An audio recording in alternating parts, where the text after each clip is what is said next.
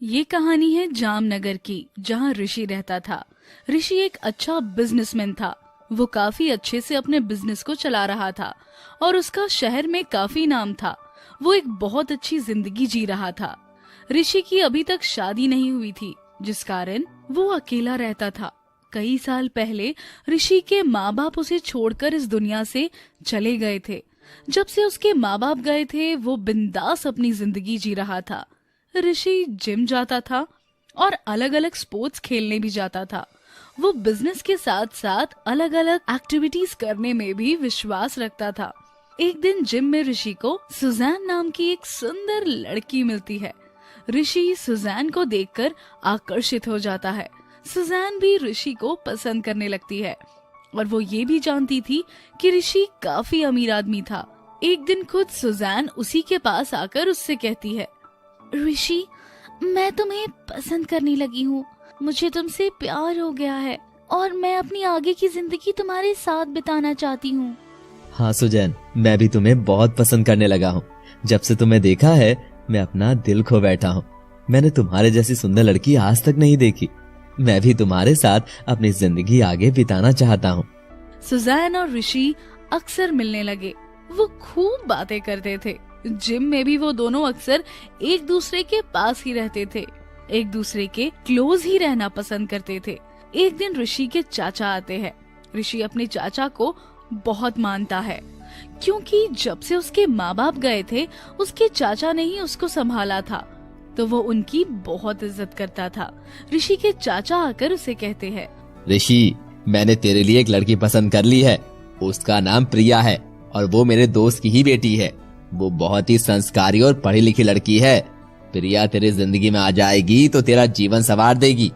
इसीलिए मैं चाहता हूँ कि तू प्रिया से मिलकर उससे शादी कर ले। चाची जी, मुझे देखने की जरूरत नहीं है।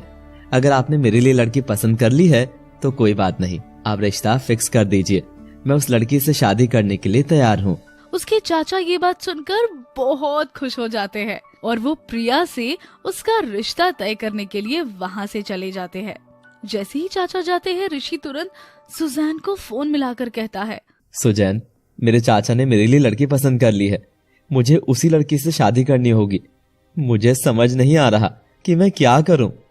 तुम्हें कुछ ऐसा बताओ ना कि मैं उस लड़की से शादी ना कर पाऊं। और मैं चाचा जी से भी रिश्ता खत्म नहीं करना चाहता। ऋषि, तुम्हें ऐसा करने की कोई जरूरत नहीं है। तुम उस लड़की से शादी कर लो। वो बीवी बनकर ही तो तुम्हारे घर में आएगी, पर बीवी के साथ जो काम होते हैं वो सब मैं ही करूंगी। सुहाग रात तो मैं ही तुम्हारे साथ मनाऊंगी। वो सिर्फ नाम की तुम्हारी बीवी होगी, असली बीवी तो तुम्हारी मैं ही रहूंगी। ऋषि ये सब सुनकर बहुत खुश हो जाता है और वो प्रिया से शादी कर लेता है। सुहाग रात वाले दिन ऋषि जैसे ही कमरे में आता है, प्रिया उसका इंतजार कर ही रही होती है और 2 ग्लास दूध रखे होते हैं। ऋषि ग्लास में नींद की गोली मिला देता है और प्रिया को पिला देता है। प्रिया ये देख लेती है और ऋषि की आंख चुराकर वो दूध फेंक देती है।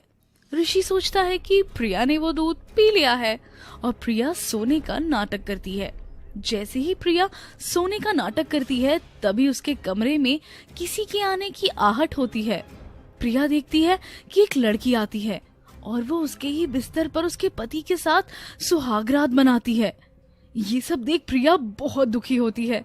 अगले दिन प्रिया ऋषि से कहती है, तुमने मुझे धोखा दिया। अगर तुम्हारी जिंदगी में कोई और लड़की थी तो तुमने मुझसे शादी क्यों की? तुमने मेरी जिंदगी बर्बाद कर दी। तुम उस रात मुझे नींद की गोली दे रहे थे, वो तो मैंने तुमसे आंखें चुराकर उसको पिया नहीं, और मैंने वो फेंक भी दिया था। और अगर मैं उसे पी लेती तो मेरे सामने तुम्हारी सच्चाई कभी नहीं आती। मैं तुम्हारे साथ नहीं रह सकती। मैं अपने घर जा रही हूँ और तलाक के पेपर तुम्हें मिल जाएंगे। ऋषि तुरंत सुजैन को फोन करता है और उसे सारी बात बताता है। सुजैन उसे कहती है, ये तो अच्छा हुआ कि वो खुद ही तुम्हें तलाक देने के लिए मान गई। अगर तुम्हारा उससे तलाक हो जाएगा और हम दोनों शादी कर लेंगे, हमारे बीच में अब कोई दीवार नहीं होगी। लेकिन अगर चाचा जी ने मुझसे कुछ पूछा तो मैं उन्हें क्या जवाब दूंगा? अगर उन्होंने प्रिया की बात को सच मान लिया तो? नहीं, ऐसा कुछ नहीं होगा, वो तुम्हारे चाचा है, तुम्हारी बात पर विश्वास करेंगे। उल्टा तुम उनसे ये कहना कि प्रिया ने तुम्हें नींद की गोली दे दी थी और उसने किसी लड़के को बुलाया था कमरे में और उसके साथ सुहागरात मना रही थी। तुम्हारे चाचा तुम्हारा विश्वास करेंगे, कल की आई लड़की का नहीं। फिर ऋषि ऐसे ही करता है, अपने चाचा को प्रिया के खिलाफ कर देता है। उसके चाचा भी शर्मिंदा हो जाते हैं। फिर सुजैन उसे फोन करके कहती है, ऋषि जल्दी से घर आ जाओ, मैंने वकील से कहकर डाइवोर्स के पेपर बनवा लिए हैं, तुम उन पेपर्स पर साइन कर दो, हम फिर उन पेपर्स को प्रिया के घर भेज देंगे। ऋषि तुरंत सुजैन के घर आ जाता है और उन पेपर्स को बिना पढ़े साइन कर देता है और वो बहुत खुश होता है कि अब प्रिया उसकी जिंदगी से बाहर चली गई। 2 दिन बाद प्रिया का उसे फोन आता है और वो उसे कहती है, मुझे तुमसे आखिरी बार मिलना है, तुम मेरे घर आ जाओ, डाइवोर्स के बारे में तुमसे कुछ जरूरी बात करनी है। मैं चाहती हूँ कि हमारा तलाक जल्द से जल्द हो जाए, इसलिए तुम जल्दी से घर आ जाओ। ऋषि तलाक की बात सुनकर बहुत खुश होता है और वो जल्दी से प्रिया के घर पहुंचता है। जैसे ही दरवाजा खोलकर अंदर जाता है तो वो देखता है कि प्रिया, सुजैन और एक लड़की तीनों एक साथ बैठी होती है। वो तीसरी लड़की को देखकर चौंक जाता है जिसके हाथ में एक बच्चा भी था। फिर प्रिया उससे कहती है, पहचाना तूने इस लड़की को? ये कोई और नहीं, मेरी बहन है जिसको तूने कॉलेज टाइम में धोखा दिया था। इसने तुझसे प्यार किया था और प्यार में इसने अपनी सारी हदें पार कर दी थी, जिसकी वजह से ये प्रेग्नेंट हो गई। लेकिन तूने इसके बच्चे को अपनाने की बजाय इसे धोखा दिया और बच्चा गिराने के लिए बोल दिया। हम तीनों बहन ही है, दीदी, प्रिया और मैं सबसे छोटी हूँ। ये हम तीनों का ही प्लान था, तुझे तेरे किए की सजा देने का। तुझे बहुत घमंड है ना अपने पैसों पर और लड़कियों की जिंदगी के साथ खेलने का। आज हम तीनों ने मिलकर तेरी जिंदगी के साथ खेला है। जिस पैसे का तो इतना घमंड करता था, आज वो पैसा तेरा नहीं, इस बच्चे का है और मेरी बहन का हो गया है।